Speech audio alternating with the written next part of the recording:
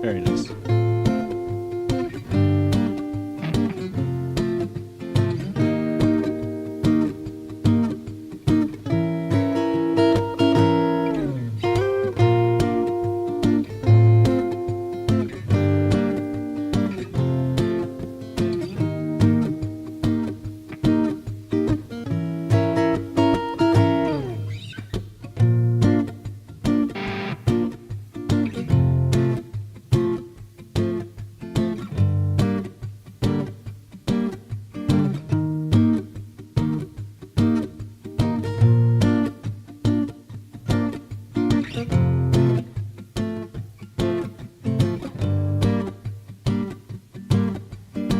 Surprising how he gets it through instinct now.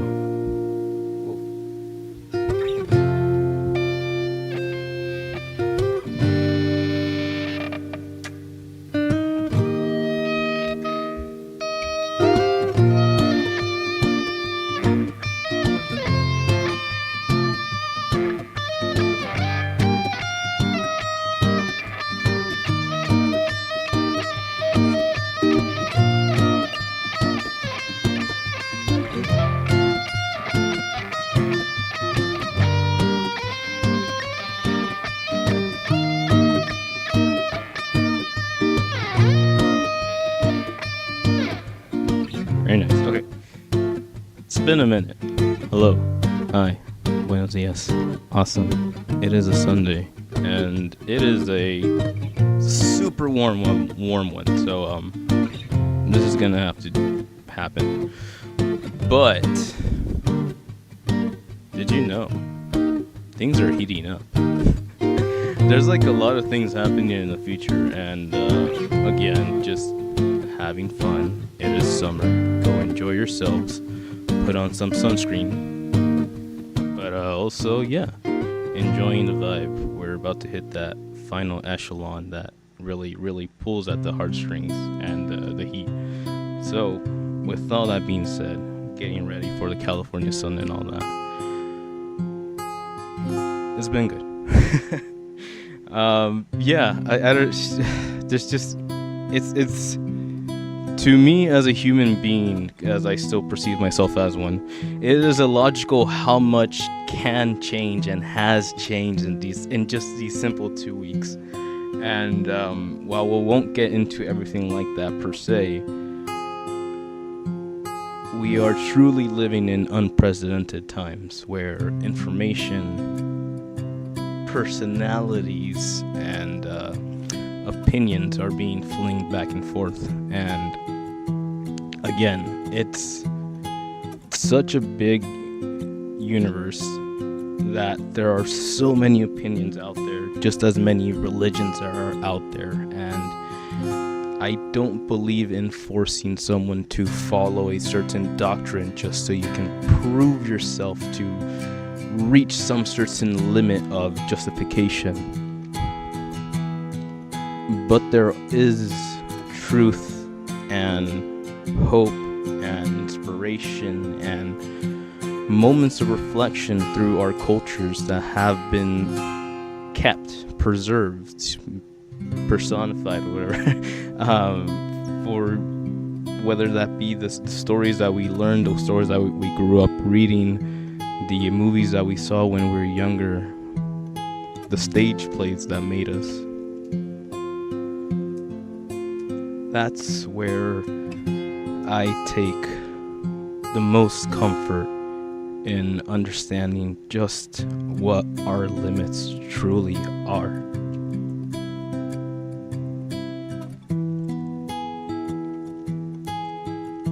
And none of that happens alone. Meaning that the simple fact that we are able to share that information, that culture, that inspiration, that spark,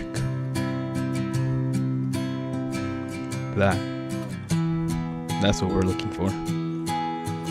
So, in a universe dictated by certain asshats that have never lifted a shovel in their lives, whether to start building a foundation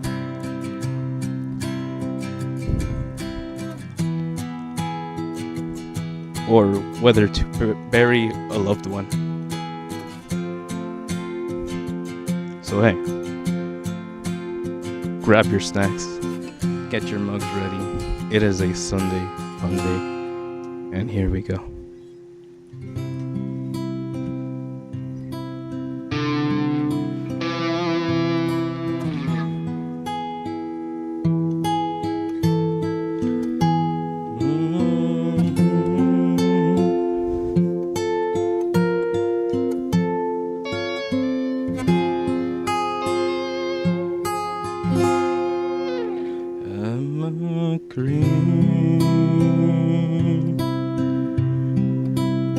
I'm aware of what the hell am I doing here? I don't belong here. I don't belong. Bam. That was not scripted, by the way.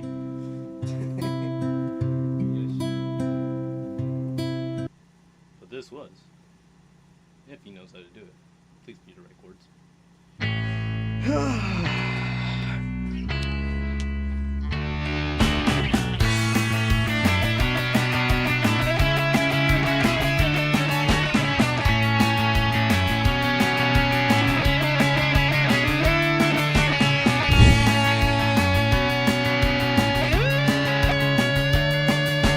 I would say I'm sorry if I thought that it would change your mind, but I know that this time I had said too much, been too up high.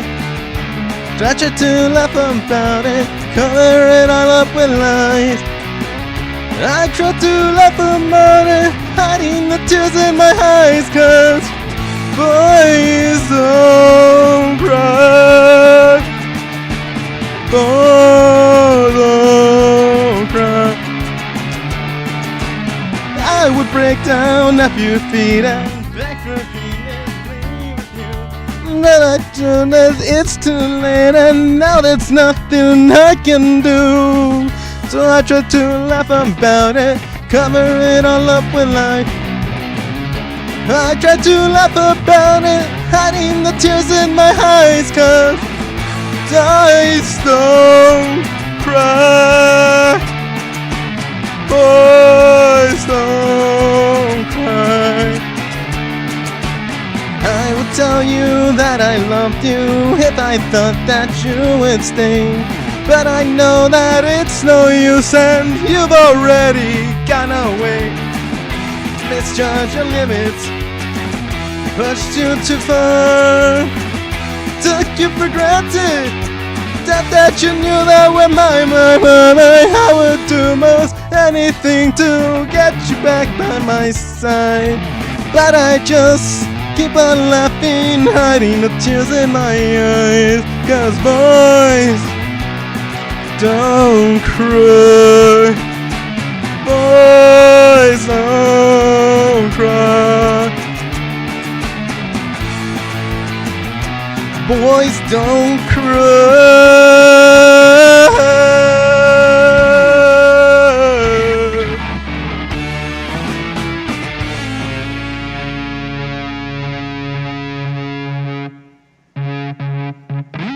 Yes, I was gonna go British with that. Then I felt it. So I did it. Let's see if this one's messed up.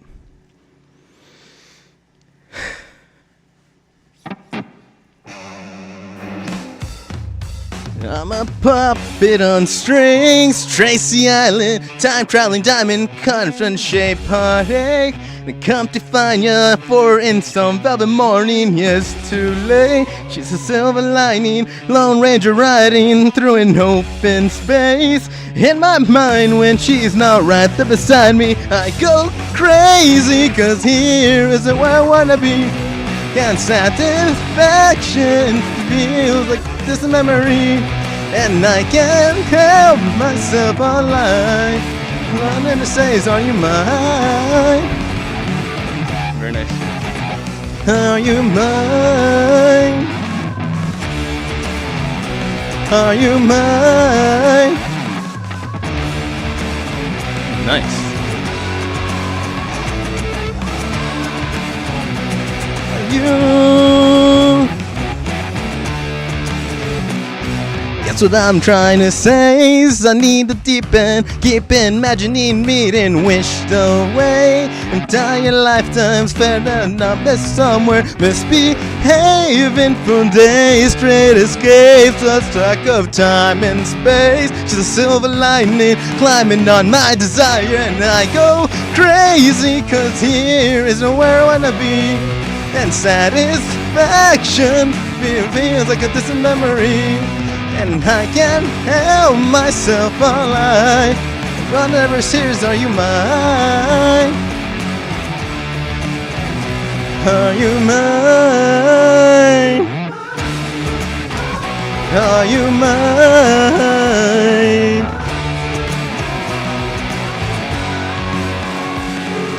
Oh.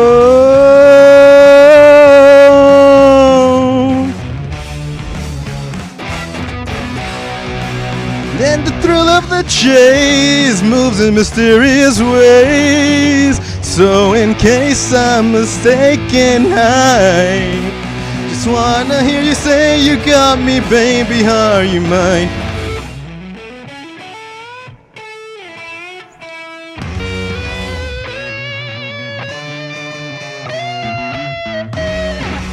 She's a silver lining, Lone Ranger riding through an open space. In my mind when she's not right there beside me, I go crazy, 'cause here isn't where I wanna be. And satisfaction feels like a distant memory, and I can't help myself, alright.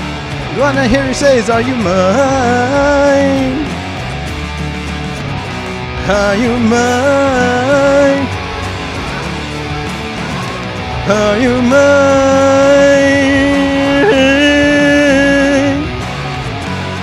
Oh, mine.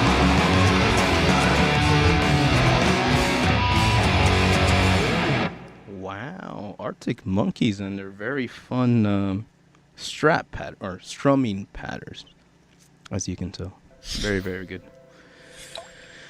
Bueno. It's already there. I feel the California heat. So, let's have some fun. I'm going to leave you to some Led Zeppelin, apparently, and to our very capable hands on the side. So, with all that fun, catch you guys on the flip. Ciao.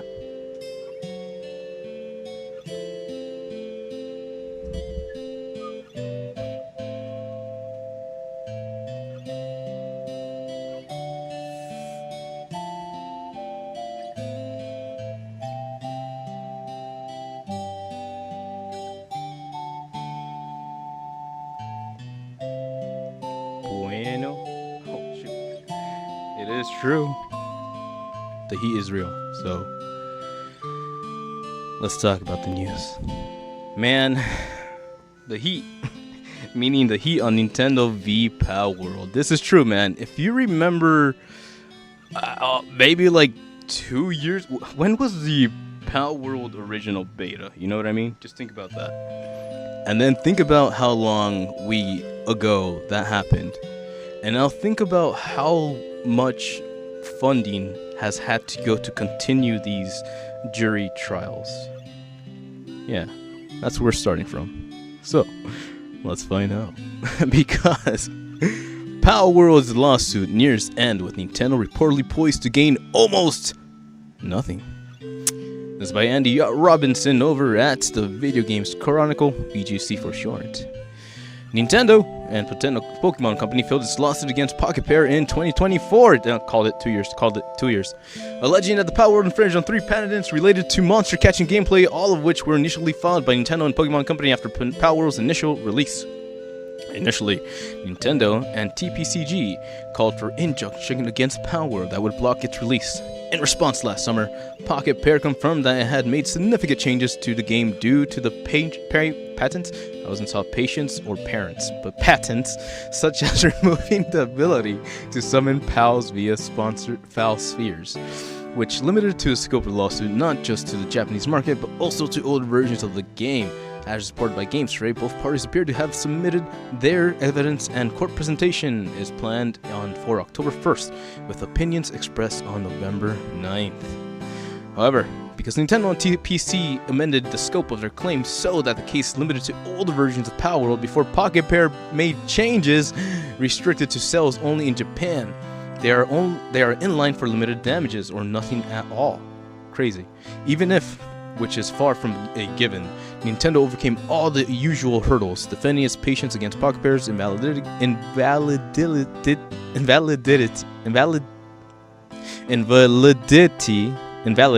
Cool.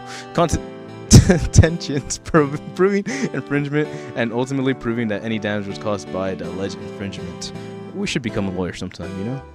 Most of it could get its JPY 5 million and the equivalent of 30k, GameStray reports. This litigation is no longer anything serious in commercial terms, and it's about a hypothetical injunction that doesn't apply to current product versions. If anything, small damages award for a period during which Pocket Pair generated limited new sales in Japan. End quote. To put the potential 30k settlement into context, Nintendo's most recent annual sales reported that it had made a 40 million loss from patent litigations in its last business year. That's what we're talking about right there. 1 year, 40 mil. Pocket Pair recently confirmed that 1.0 version of Power World will release on July 10th. Quote, "We are fully committed to delivering deeper and more evolved and definitive Power World experience worthy of a full launch," it said. End quote. Wow. So, if you felt like the justice system was quote-unquote losing its edge, technically what I'm starting to understand from this is that because Power World is still in pre-beta or pre-launch, right? It's in beta, it's pre-launch. Technically, anything that they change in that game and systems and blah blah blah blah blah blah makes it a different Power World that Nintendo sued against. So that's why that window is so small, which is hilarious. And again, 40 million lost from patent litigation, which is again 2 years in the works. So let's just be generous and say that the first year was 10 million, even though, yeah, let's just be generous, say 10 million for the first, no, 20 million, right? Yeah, okay.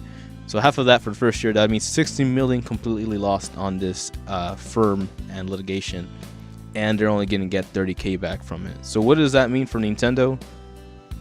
It means they can go. No, I'm just kidding. Yeah, it's just it's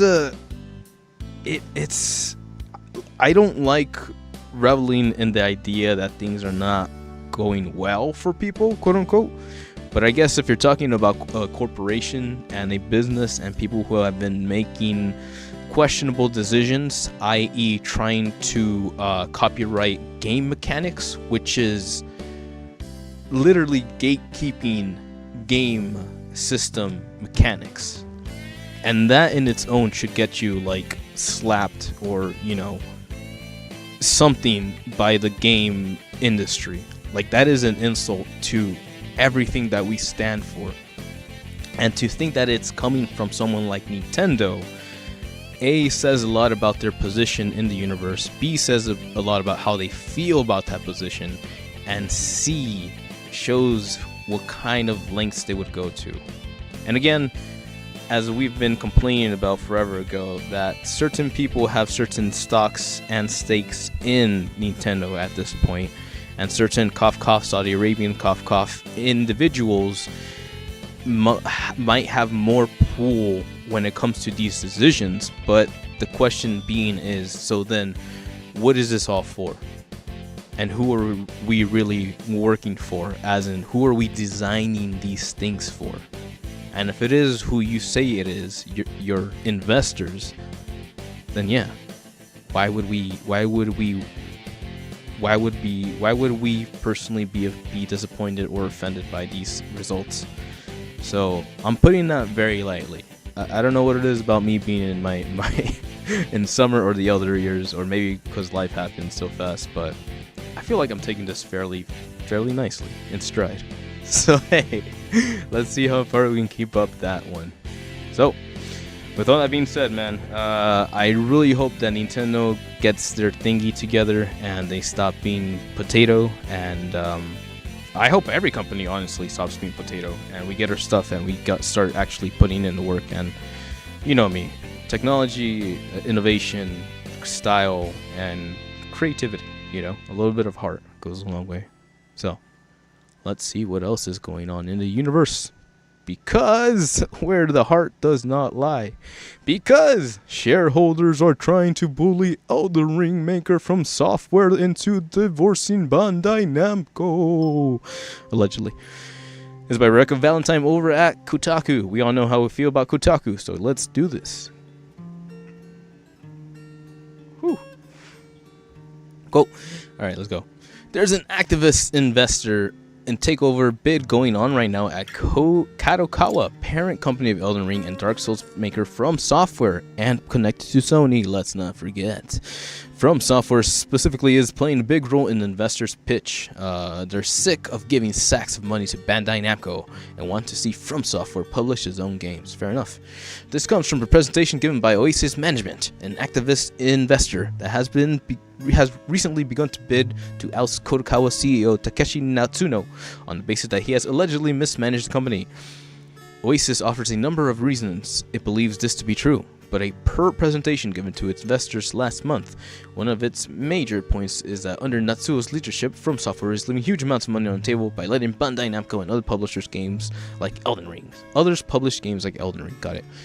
From Deck highlights the incredible success of Elden Ring, which was published by From Software in Japan, but Bandai Namco overseas, according to presentation, with over 90% of Elden Ring sales were generated overseas, and as a result, Kodokawa, quote, benefited little from the game's global success.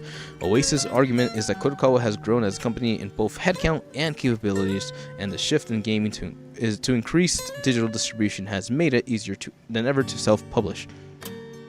As Oasis points out, it's been suggesting self-publishing to Kadokawa since as far back as 2020, and self-publishing games that even been part of Kadokawa's own management plans at one point back in 2023, before later being removed from future decks. Okay, quote.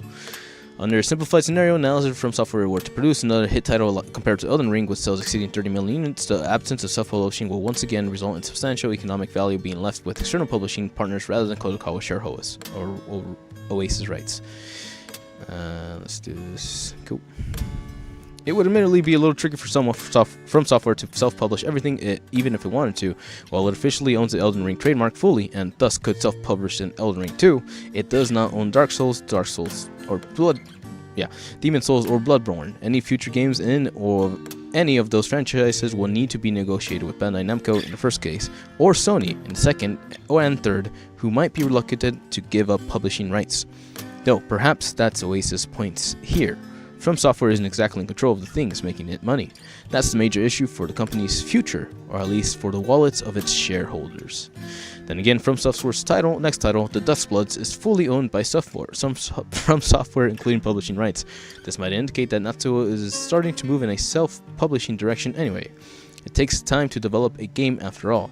Elden Ring was first revealed in 2019 with a delay already in place with Bandai Namco.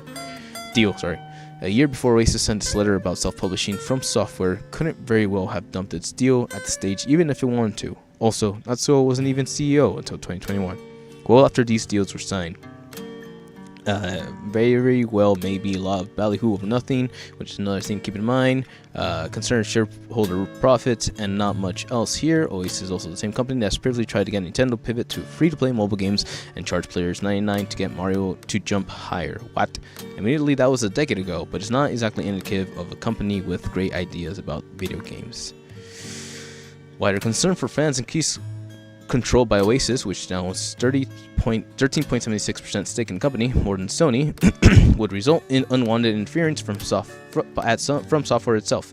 Then Faminko Gamer actually reached out to the director for comment for the whole situation, and Miyazaki mostly seemed to want to stay out of it all. As translated, quote, "I'm not saying that there's no room for improvement, but we can freely make the kind of games we want to make without excessive interference. Quote, I think for both myself and From Software, the most important thing going forward is to maintain this environment and focus as much as possible on the game development," end quote. Whether or not this turns out to be a problem for From Software or the games, won't actually become apparent to June 24th when the vote on whether or not to retain Natsuo takes place at Kodokawa's general meeting of shareholders. Even then, a lot depends on who is actually appointed in his place, how much influence Oasis has over them, and how deeply Oasis wants to stick its hands in From Software's affairs. Okay, I'm gonna be real with you. I was kind of ping-ponging back and forth a couple times here. Because originally, Bandai Namco is the guys that publish games like that, and we've seen that, and they've been doing anime stuff, and then apparently From Software falls in line as an anime game. But they're kind of right when they're saying that it sucks that From Software didn't have rights to publish those games, meaning that there's a reason we haven't had a Bloodborne in 60 frames per second, i.e. 120 frames per second at this point, because come on, man. Come on.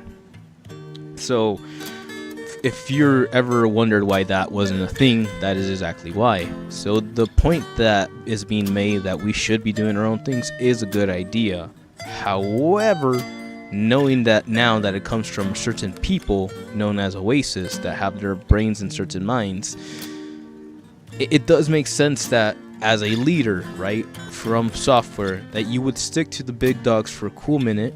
Now Namdai Banco has been publishing for generations at this point. Shit, I got a Eureka 7 2 on PS2 in my shelf, and that says Namdai Banco. So the fact that they took that route makes sense, and it also kind of shows how quote unquote ambitious, but how dangerously ambitious certain young people in management might be. And that kind of gives insight into how certain CEOs people make decisions, and you go and think about it like, why are we paying these people this much money if they're gonna make these crappy ideas? And well, now you know. So a little bit of both sides. It's very up in the air. This is very weird, because obviously it's Namdai Bamco. You got certain Saudi Arabian stocks in there. Now you have Kodokawa, which has Sony stocks invested in that, and it's like basically it's a three-way battle. Like, one is defending themselves, and two people are trying to take over the company. So where they go and how that's going to change the From Software environment, i.e. culture, is kind of what we have to look forward to, because we can't really do much about anything else. So hey, there's hoping for something nice in the future. And yeah, call me crazy, but I still believe in a Bloodborne 120 frames. Let's do it. Let's get it done. But hey, something that's not getting done over at Microsoft, considering spinning off Xbox, speeding up Elder Scrolls and Fallout game releases. Report. This is by Gabe Gerwin over at GameSpot.com. Microsoft's potential options for the future of Xbox brand repeatedly include spinning off into a separate company or operating as a wholly owned subsidiary, rather than a division within Microsoft. According to the information, these are just a few options Microsoft is considering. Xbox has struggled in recent years, most recently losing millions of subscribers to Game Pass subscription service. After a major price hike, Game Pass has at least partially seen improvement following a price cut that also removed Call of Duty games from the library. Baka. A spin-off would, on paper, make the Xbox brand free from high profit margin expectations of Microsoft as a whole, though it would also no longer have access to vast resources of such company. The information report also said Microsoft is planning to increase investment in a few of Xbox's biggest franchises, including Halo, Elder Scrolls, and Fallout, in order to speed up development, but just what that means remains unclear. The Elder Scrolls 6 and Fallout 5 were both technically announced many years ago, but with very few updates on either. While Halo Campaign Evolved will serve as a stopgap of sorts when it launches next month for the first time on PS5 in addition to Xbox and PC. That PS5 release may be a one-off for Halo, however, as Microsoft looks to renew focus on console exclusives. Reportedly had Gears of War E-Day reportedly had a PS5 version in the works, but it's no longer coming to the platform. Sheesh. So a lot of salt on both sides over there, because yeah, quote-unquote E3 not E3 happened, and we saw them present their stuff, and while it was quote-unquote cute, it had a lot of like updates and all that.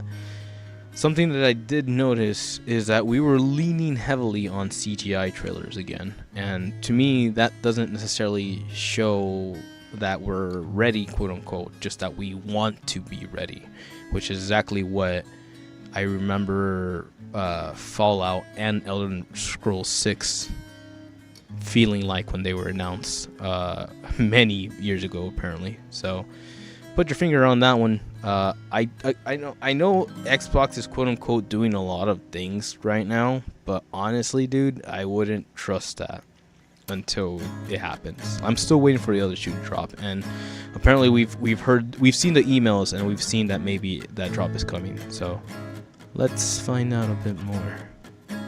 Because Microsoft CEO says, quote, "There's more monetization on Xbox X happening on YouTube than Microsoft." All right. This is by Michael Kripe over at IGN. Microsoft CEO Nutella says he or she believes there's no monetization of Xbox games happening on YouTube. Oh, there's more. Than at its own company, following Xbox boss Asta Sharma's recent commitment to reset the gaming branch. Nadella commented the state of Xbox in 2026 during a recent conversation with Hardfolk when asked about Sharma's memo, which saw her outline a plan for the next 100 days amid a tumultuous time for the company, which she said was the current change we will see from the Xbox team trying to figure out how to innovate both in hardware as well as in games, going forward in an economically viable way. Quote, "No one can accuse Microsoft of not having invested in the last 25 years, Nadella added. Now we have to turn this into a sustainable business that developers what is fundamentally one of the best sources of entertainment. Still," end quote. It's no secret that Xbox is going through a rough patch. While Microsoft Gaming Division gained a fair bit of momentum from the Game Showcase 2026 presentation last weekend, it was almost immediately put right back on hot seat as fans grew increasingly confused by its exclusivity strategy. News that the company had lost millions of Game Pass subscribers following an October price hike, as well as questions of whether or not the brand was fixable, didn't help the situation. It all came to a head when Sharma posted her June 10th memo, this is what we're talking about, saying that although her first 100 days since taking over as CEO had been positive, rough waters driven by a, quote, hardware component crisis lie ahead. Now as Xbox looks into business models, Nadella has chimed in. Quote, still, the challenge we have is not been monetizing that entertainment, he said. In fact, if anything, we've been subsidizing that entertainment. Quote, there's more monetization of Xbox games happening on YouTube than at Microsoft, Nadella added with a chuckle. So that doesn't mean we're going to do things that are unnatural. We want us to do what is really our job, which is to build great games, build great hardware, but we've got a lot to do in an economically sustainable way, end quote. For now, Xbox will continue charging ahead in hopes of carving out a more sustainable future, and blah, blah, blah. So, there's that. Man. So he's basically just saying that there is more money going through YouTube, like streaming Xbox games. Is that what I'm understanding? Because that's really important. Because again, that tells me where these people's heads are at. And these people, what do you mean, you people? CEOs that are focused on how to renovate more, revenue, and that's where we're left with, right? Okay, I'll give them like a small pass because Xbox is obviously not the greatest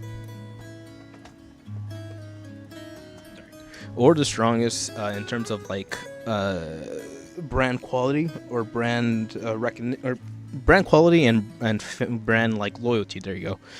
So I'll give them credit where credit is due. They have to do a lot of catch up, right?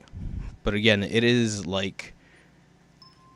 hard to not understand that something is being milked when you look at it and you realize, you can understand that maybe certain things are being like showcased too fondly. I'm not really sure if I'm making that make sense.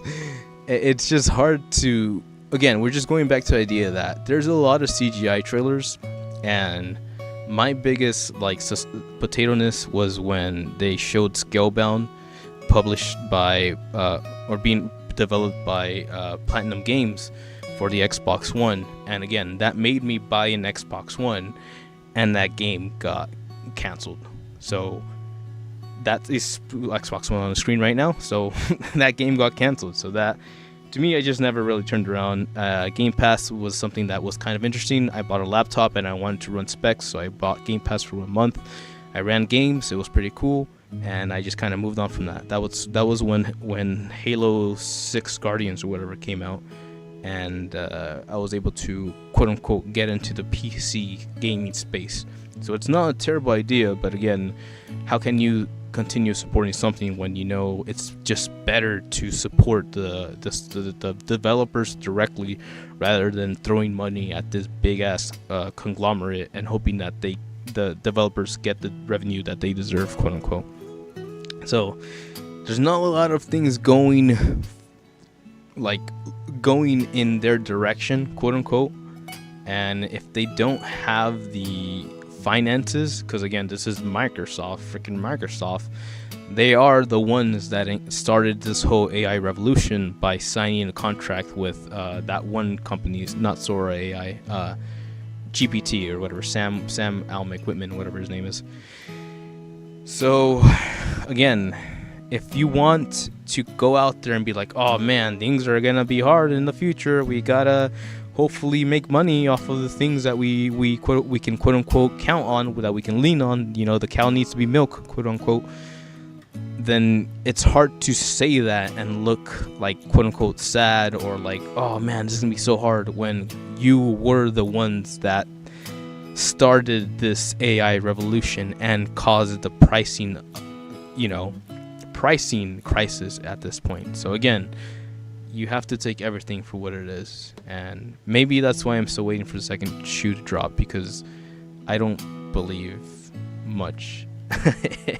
So hey, I'm here for them in terms of like, if they get their stuff together, they could potentially outpace PlayStation in a way that could put them on square footing, and I would like to see that in the future. I would really like to see that.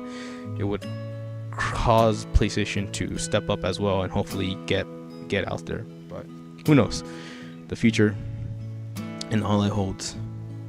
And of course, the company that's out there doing the most potatoiness, Nintendo, temporarily suspends sales of multi-region Switch 2 in Japan after suspected hoarding.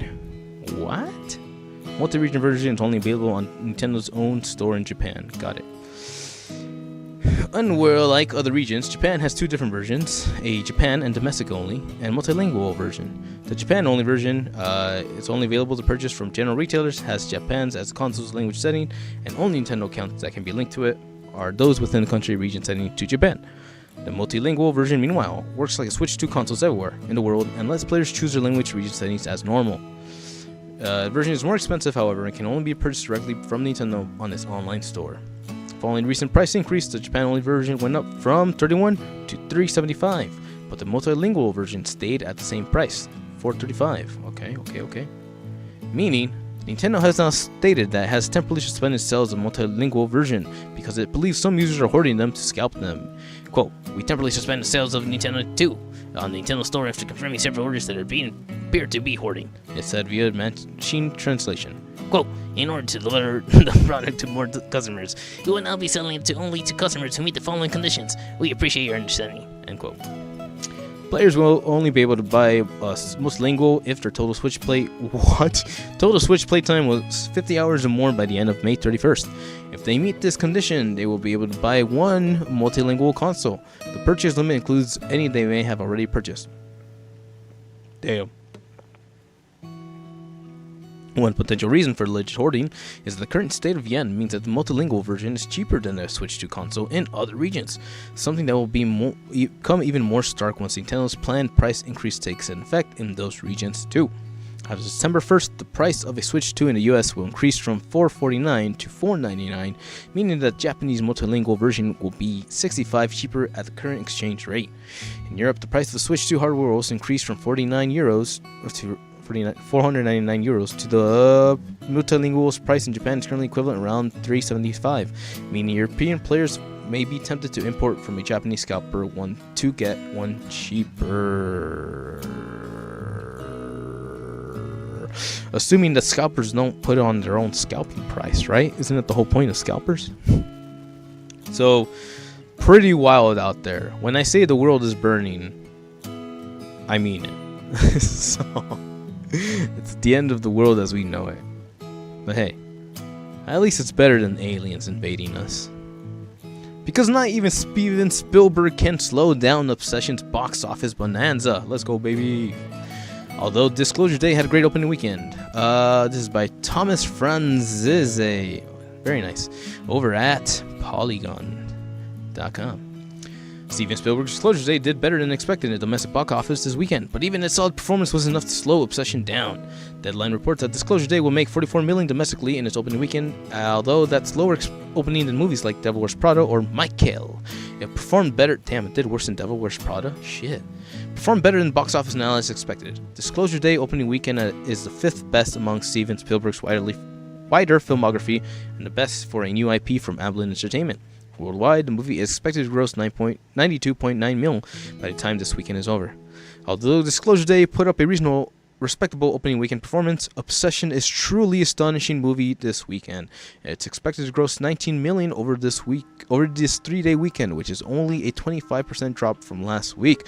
That's an impressive holder for the horror flick that was made for just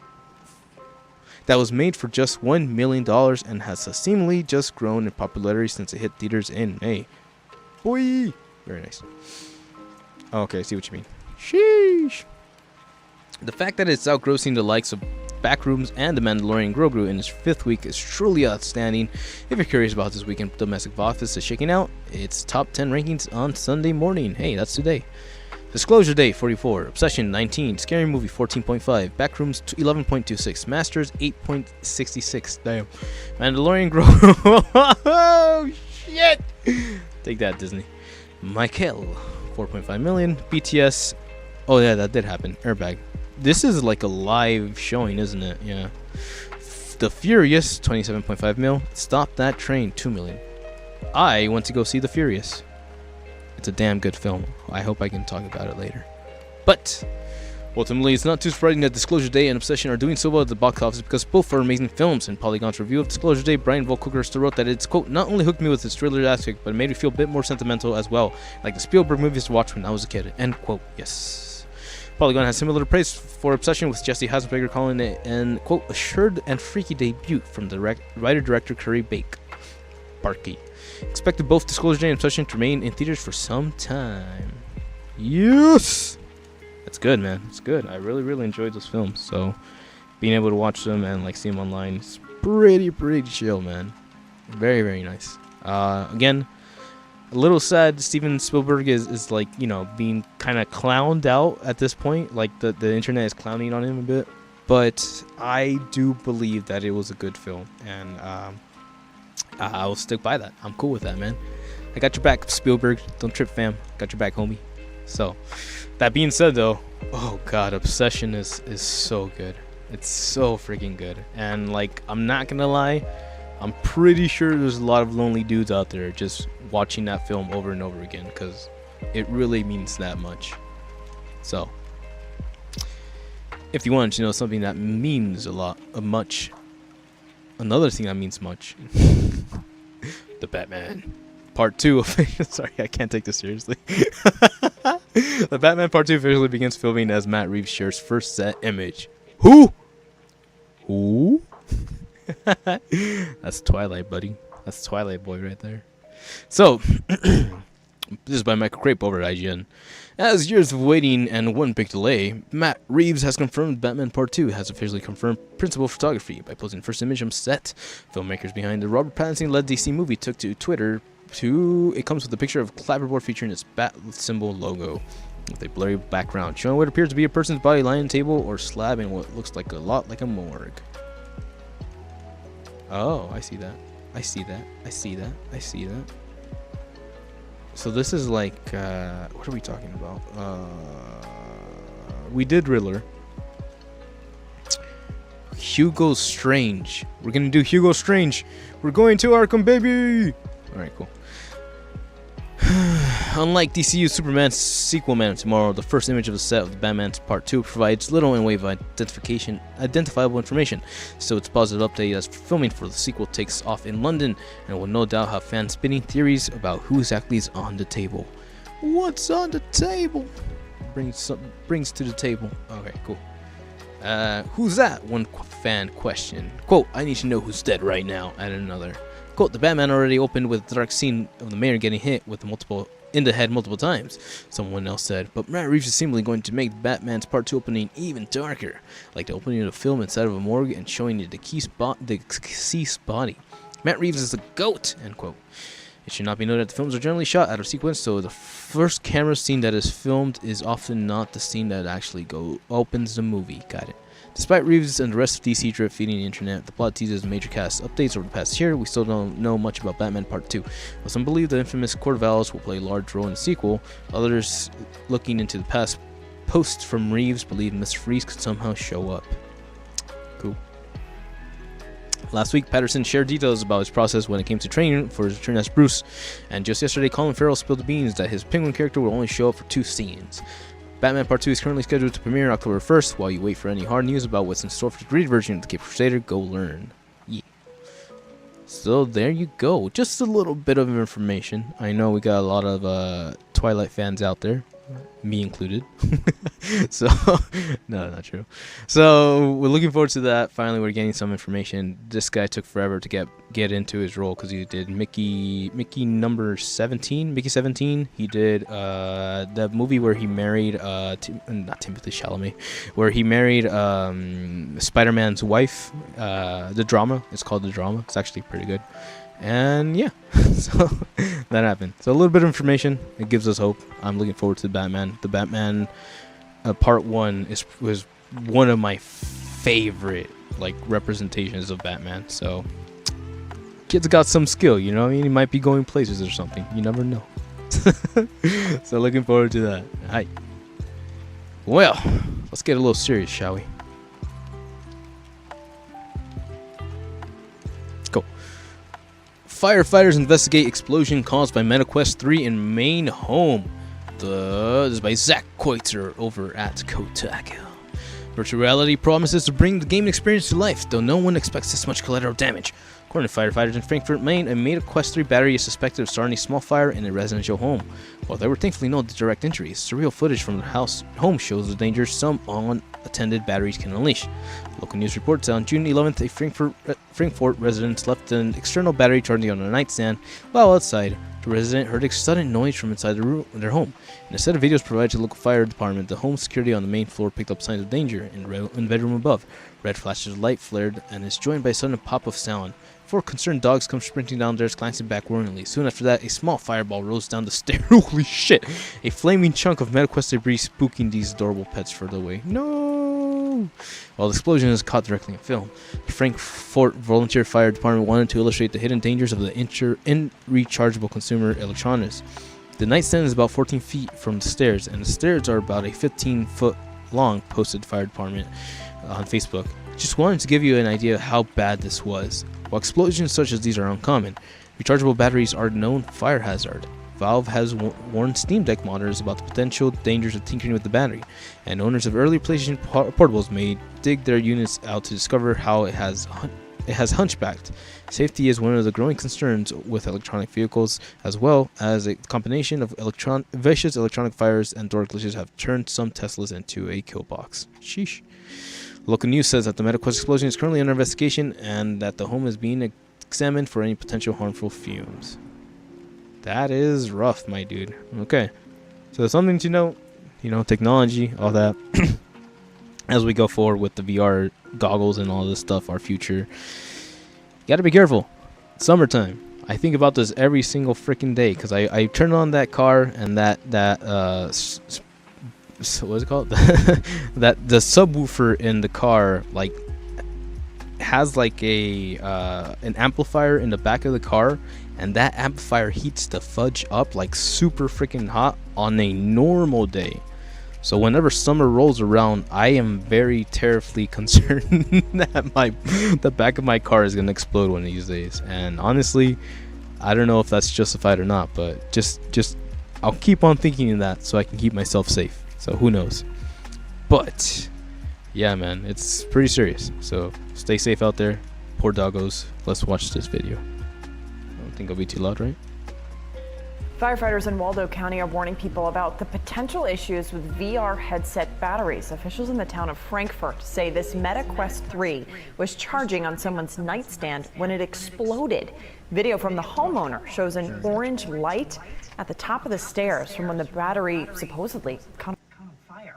Moments after that, there are more flashes, and you can see the face of the headset then tumbling down the stairs. Firefighters say the fire marshal's office is now investigating. We have reached out to learn more. And that's what started the fire. That's probably the battery or something. Shizzles, bro. That is crazy. I've never seen that. Sugoi, stay safe out there. You never know. Alright. Looks like we're in the home stretch, fam. I'm cool on this. So let's wrap stuff up. Let's wrap things up. Because something important to me, you may have noticed. The kid always has a fighting pad, but he never plays fighting games. What if I told you? I was waiting for the right thing. Just kidding. Wireless flex sticks pre-orders are now open. This new flex sticks launches in August 2026 and will support PS5 and PC. Pre-orders are now open. This is priced at $200. That's something to keep in note. It is the thing that I was, waiting on. Obviously, $200. I'll just lay this out for you. Is what that PlayStation Portal handheld thing costs. So at least when it launched, that's what that thing costs. So to think that this thing is going to cost the same as that handheld, this shit better make toast. So first original fight stick, the Flex Strike utilizes PlayStation Link wireless connection, enables saber cool features, pair of headset earbuds. Ability to pair a wireless pulse headset or earbuds for simultaneous lag-free audio. You can also connect two Flex Strike sticks at one PS5 at a time for local multiplayer. Okay. Flex Strike features an 8-button layout and joystick with black and white color screen matches the look of the PS5 peripherals. according to Sony, features a sturdy economic design, comfortable feel during intense fight session. It's unclear how moddable the Flex Strike will be, but so far Sony has confirmed it will have 3 different movement gates for the joystick: square, circle, or octagon, that can be swapped out without needing tools. Cool. Square, circle, octagon. Probably circle, no? Octagon. And can be swapped out without needing tools. It will be a built-in compartment for storing the extra restrictor gates and the included PS Link adapter when not in use. Rest of the inputs, face buttons are all those. Mechanical switches, the rest of the standard inputs from PS5 dual sensors are also present on the fight stick. All those. There's also a lever mode switch for changing how the stick operates, and a lock button. You'll be able to wake up from the PS5 from sleep using the Flex Strike PS button. It will include a long sling carry case. Reveal notable with several reasons, from most obviously being that this is PlayStation's first original fight stick peripheral. PS5 has plenty of fight sticks. I still have one of those. We're curious to see how a PS5 dedicated model made specifically will stack up to the third-party options. In addition, Flex Strike Sony is also launching 27-inch gaming monitor, pulse elevated wireless speakers, and DualSense controller cradle open to $350. Not bad. Flex Strike reveal was notable for several reasons, most obvious being its first blah blah blah. Sure, that's a repeat though. If you've been thinking of getting a fight stick, the reasons: Street Fighter 6 is getting Tifa, that's my thing, and new challenges, Missile Versus, combos, Tekken Fighting Souls is what I'm looking forward to, and Guilty Gears with Lucy as a work character. So there you go. The line. So hey, a quick little side about, but that's kind of where my brain's at. 2 things to note from this. It's $200. That is where we're at with controllers now. I really hope it is worth the price. I could have seen this at $150. I believe most fighting pads are like $150, so it didn't have to go that crazy. But hey, here we are. Yeah. This is dumb. All right, cool. So moving on. Very nice. But you all know, if I'm gonna buy something, I'm gonna buy at GameStop, apparently, because they got credit. And what are you doing here? One of the only good things left about GameStop is about to get worse. Sheesh. This is by Ethan Gatch over at Otaku. Shift from physical games to digital has decimated GameStop. Anyone who's been inside stores know that toys and collectibles like Pokemon cards now outnumber the Switch 2 and PS5 game sitting. Only one reason to still buy games from GameStop is its Pro membership program, which has some significant benefits for people who buy lots of new releases each month. Unfortunately, it's about to lose one of the big ones. A memo that went out to a storage employee this week, a copy of which was shared with Kotaku, indicates that the point system will soon be removed from the Game Pro membership program. Currently, Pro members get a 2% rewards on most purchases. Points that earned can be redeemed. Say you buy blah blah blah blah. You'll have roughly 17 worth of points in addition to the program's other discounts. That's pretty good. It's not amazing, but it's better than nothing. GameStop is even planning to take away as it closes stores to try to cut costs. Quote, Pro points accrual will end for new members beginning July 15th. That's next month, literally a month from now. Existing members who renew before then can keep earning points until August 15th, 2026. What? At which point, all remaining points will expire for everybody. That's a bummer, but for the wild part that GameStop doesn't appear to be charging anything else about the membership. Is that GameStop doesn't appear to be changing anything else about the membership. GameStop Pro will cost $25 a year despite becoming worse. For anyone who hasn't used it in a while, it no longer comes with a subscription to Game Informer either. Some employees are also wondering if they still expect to upsell customers just as aggressively on the membership despite the nerf. Quote, customers are already frustrated when I told them that I couldn't redeem their points through my POS reportedly over a 3-month period. Wrote one user on the GameStop subreddit. Quote, I can't wait to tell them that GameStop has told them to go F themselves and killed points entirely instead of fixing our backend. While CEO Ryan Corin is trying to meme stock his way into the C-suite at eBay, staff in GameStop stores have had to put up with increasingly challenging working conditions as the company downsizes and tries to pivot its next payday. Employees are held to absurdly sales metrics and given outsized responsibilities for below-market pay. One apparent employee on the subreddit even called for others to boycott the program over the new changes. I say this for a reason, quote, they wrote. Quote, if we all drop in Pro, they can't blame any single store. They will be forced to realize the decision was a stupid AF. Do not confuse that with me saying that they will care, but they will have to realize it. Just stop trying, end quote. GameStop did not immediately respond to a request for comment. Damn. So there is that. I'll level with you. I have a credit line. I will use that shit, and it will probably close down even faster. It is a bummer because, again, digital being digital, it gets disappointing when the physical games that you want to pick up are quote unquote no longer being sold by these people because they only buy one copy or something. But that people like Nintendo are like even releasing game cards that don't have anything besides basically a code to unlock the digital purchase, which is so freaking potato and frustrating. So when it comes to game preservation and trying to make this all stick around, honestly, GameStop was kind of like one of my last bastions. It wasn't great, but it still had purpose. And not saying that purpose is gone, but I can totally see people quitting on GameStop and GameStop no longer being around. So this is probably the closest I've ever felt that GameStop is about to close down. Now that they fucked up the pro rewards or something, yeah. So unless they fix it up or something, I don't know, dude. We had a good run. One of some of my earliest memories is going to GameStop and seeing Mega Man X4 on PS1 and being like, why the hell does he look so cool? So hey, there's that. To the good times, to the bad times, to our future.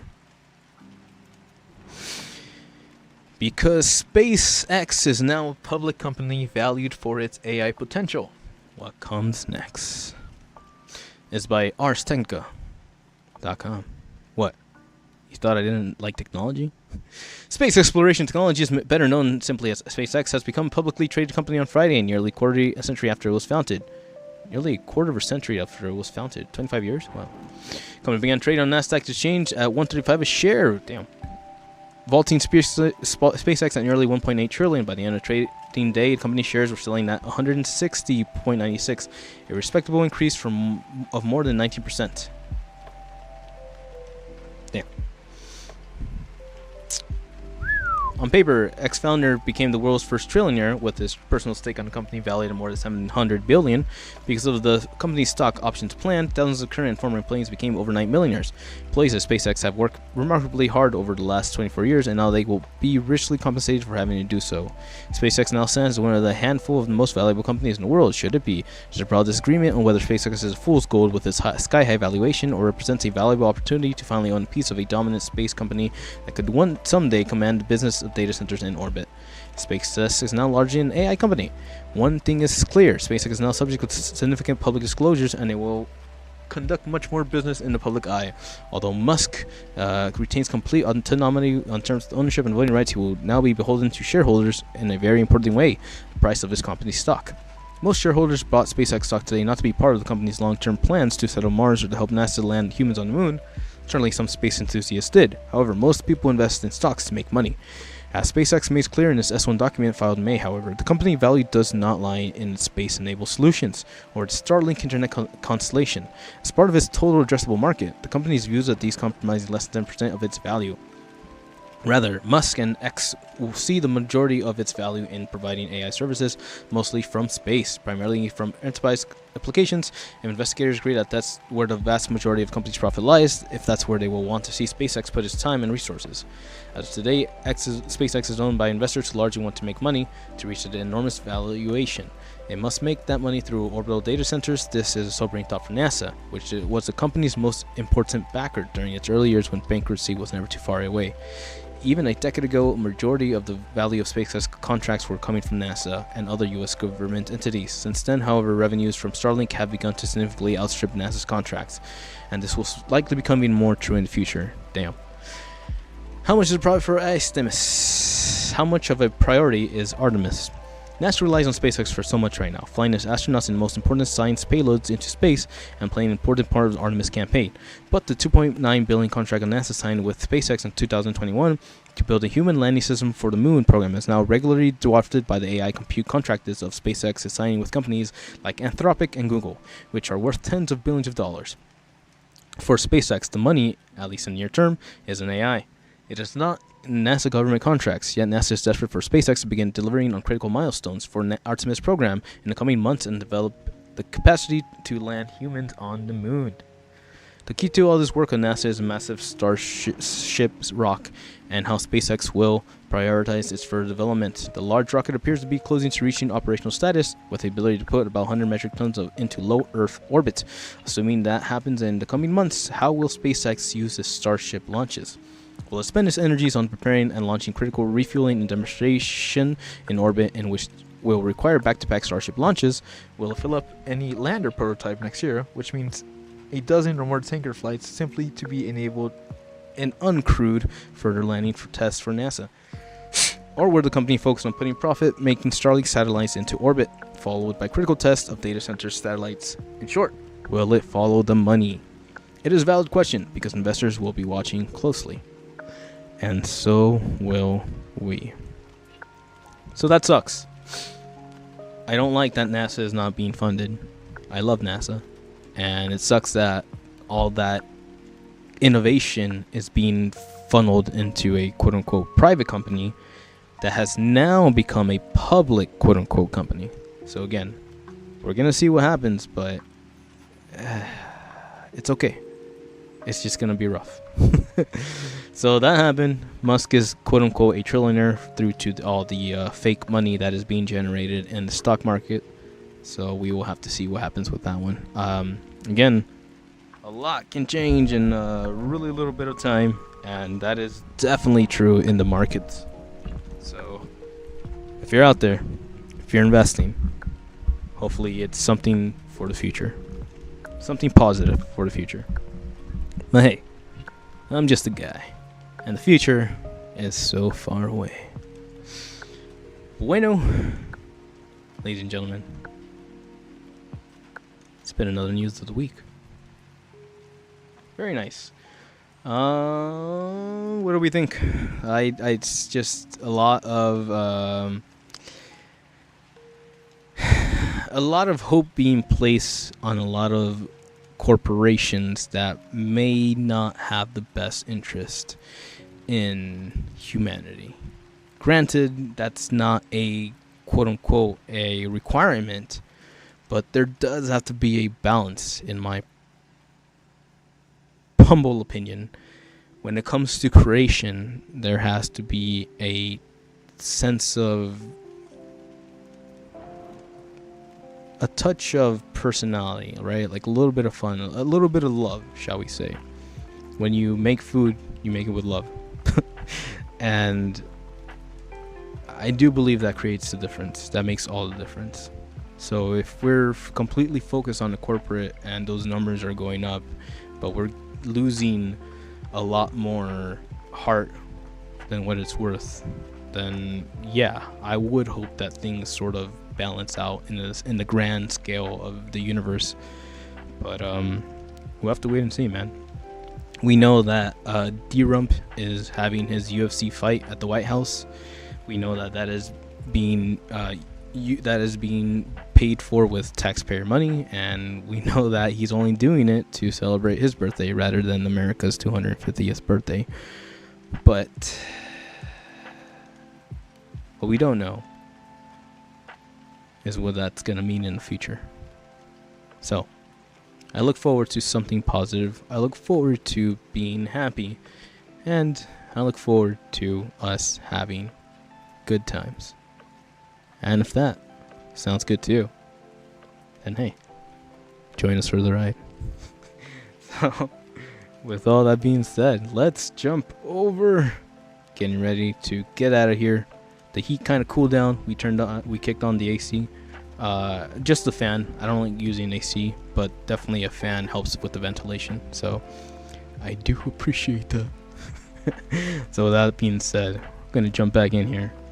Have some good times. Chotto mate.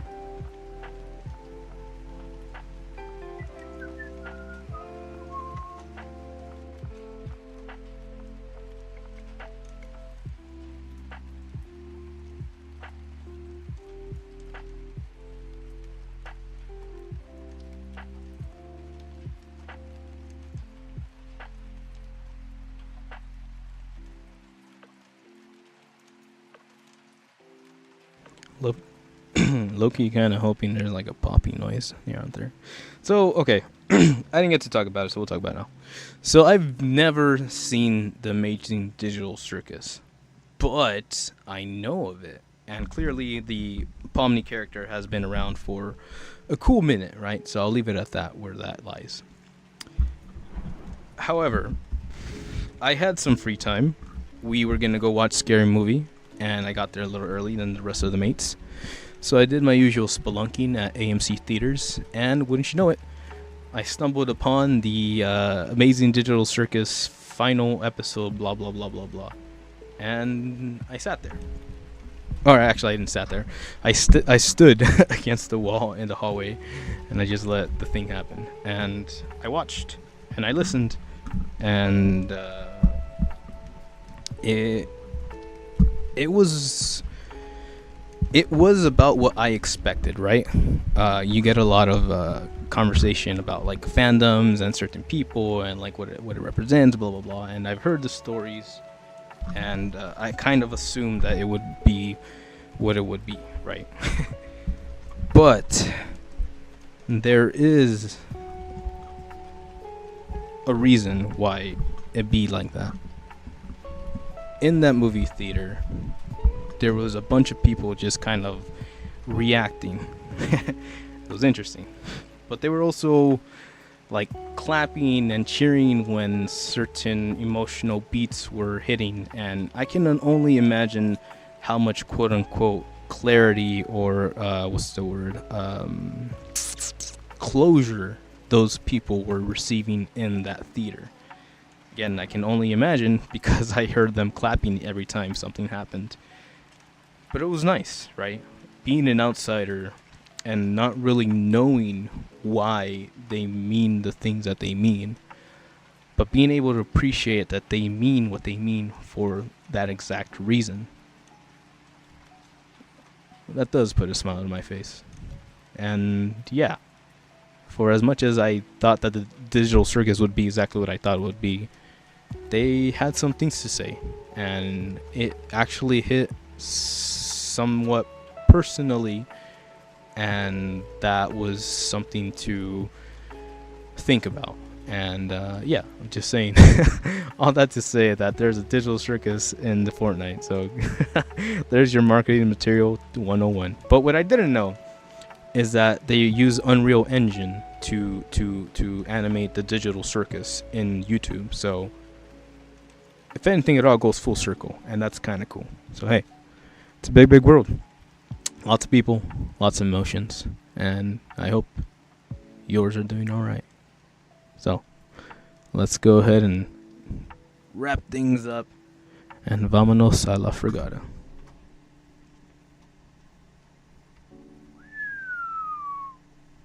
At least I think that's what it is. Yeah. Aha. Oh no.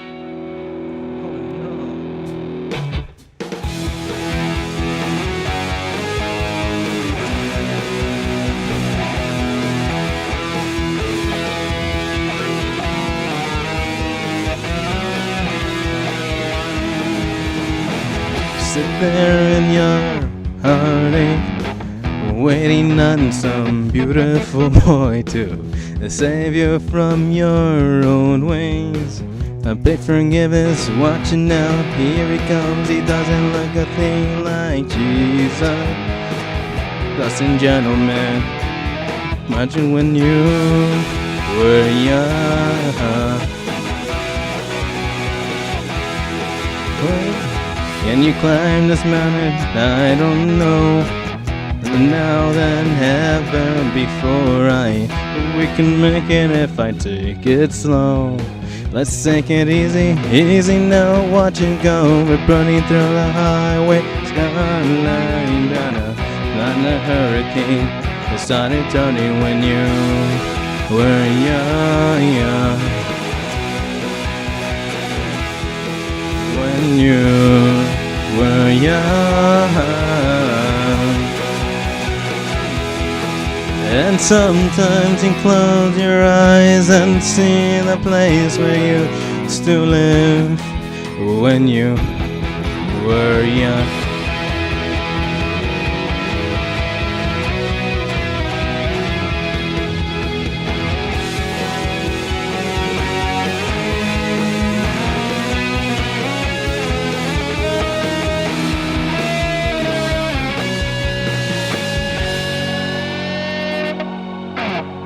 say the devil's water, it ain't so sweet.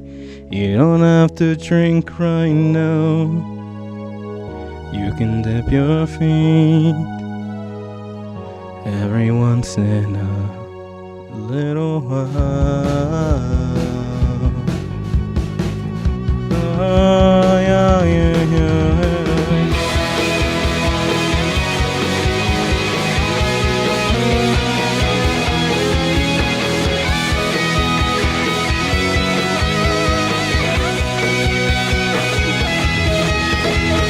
You sit there in your heartache, waiting on some beautiful boy to save you from your own ways. You play forgiveness, watching now, here he comes. He doesn't look a thing like Jesus, but he looks a gentleman, like you imagine when you were young. Talks like a gentleman, like you imagine when you were young. I said he doesn't look a thing like Jesus. He doesn't look a thing like Jesus. But more than you'll ever know.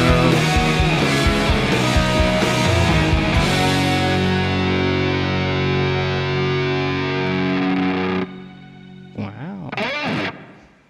Man, I love coming up with a certain riff style and then halfway going like, yeah, maybe I should go back the other side. And then now, hey, it works.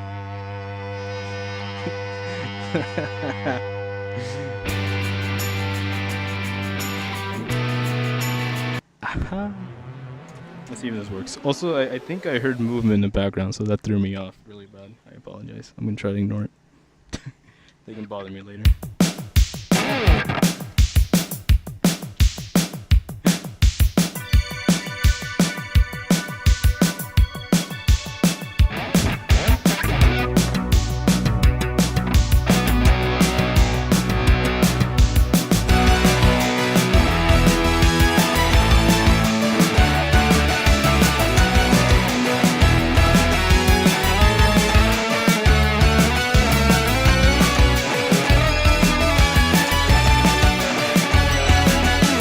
Talking away, I don't know much to say, I'm saying anyway. Today's another day to define you, shying away. Nothing coming for you anyway. Take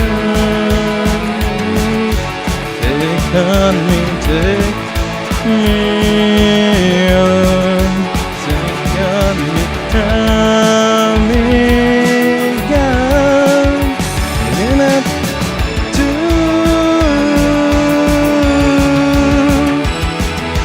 Needless to say, I'm odds and ends. I'll be a stumbling away, slowly learning that life is okay. And say that to me, it's no peace in the safe and sorry.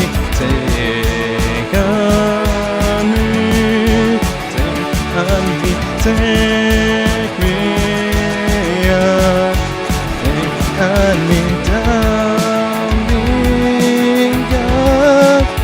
In a day or two.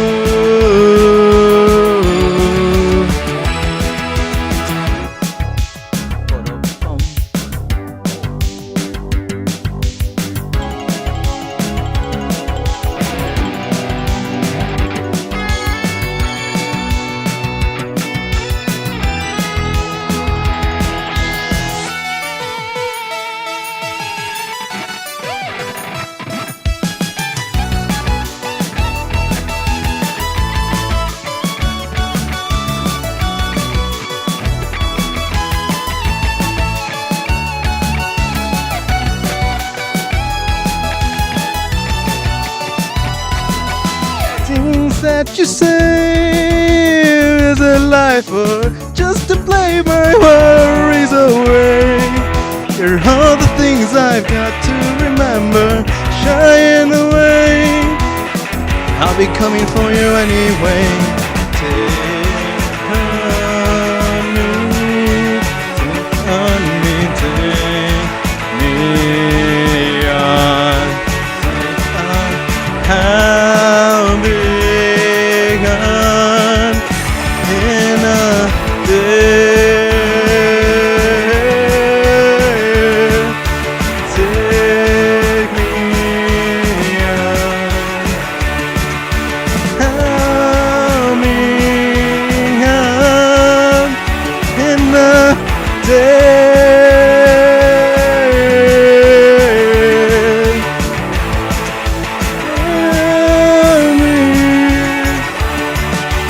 Take me home. How big in a day. In a day.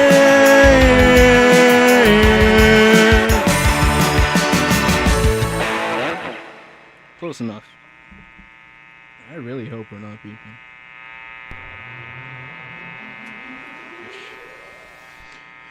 Was that it? That was it. That was it. Okay.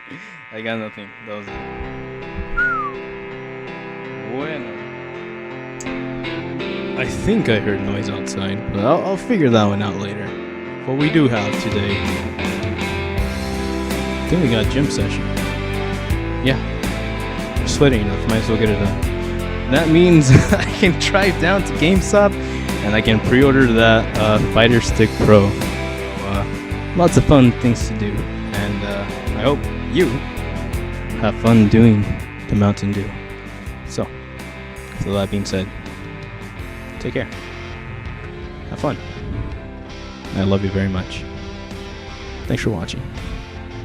Ciao. Mátame.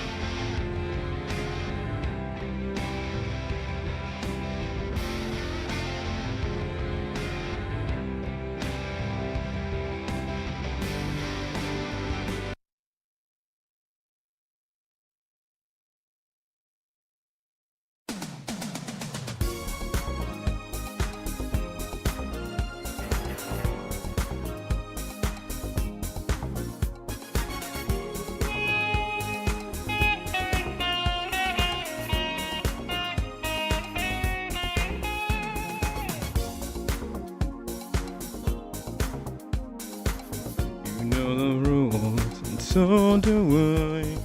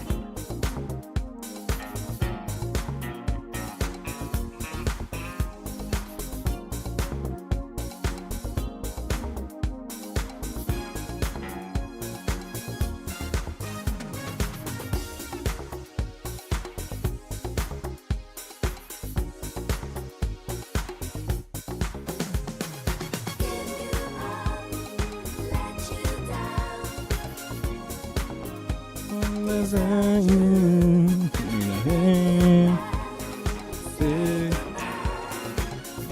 try and get the chords down.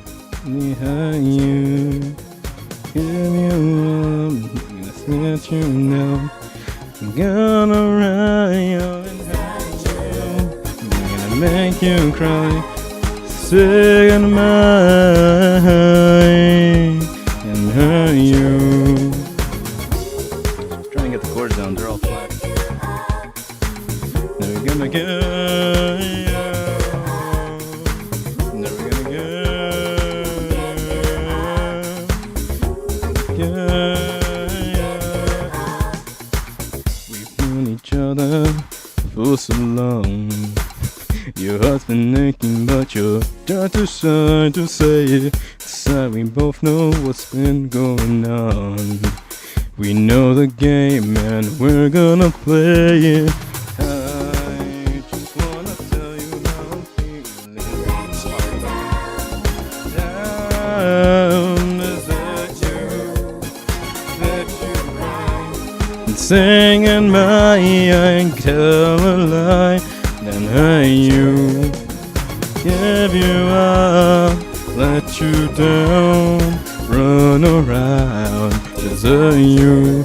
Never gonna make you cry, never gonna sing goodbye, tell a lie or hurt you. Oh,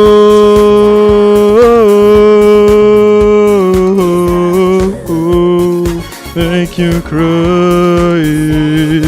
Never